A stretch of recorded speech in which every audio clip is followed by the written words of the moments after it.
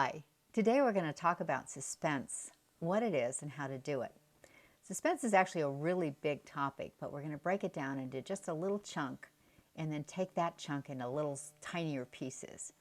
Suspense at its very core is asking a question that the reader wants answered and then parceling out that answer so that you have a little tiny piece of that answer that they don't get until the very end. Here's how you do it. As a writer, you start with a question and you answer it to yourself.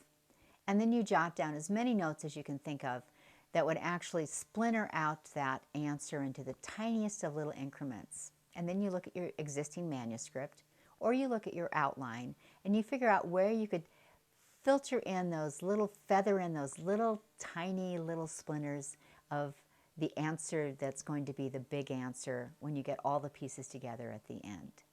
Lee Child recently wrote a fabulous piece for the New York Times on suspense, this very thing. He's, as we know, the creator of the Jack Reacher series of novels.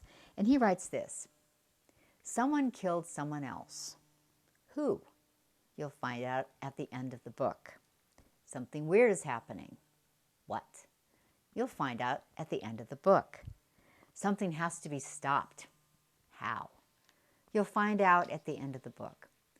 Lee Child is brilliant at making us wait, and we love him and his work for that reason. So, start with a question, answer it yourself, parcel out those answers slowly, slowly, and as you dole out those answers, you reel us in. See you next week.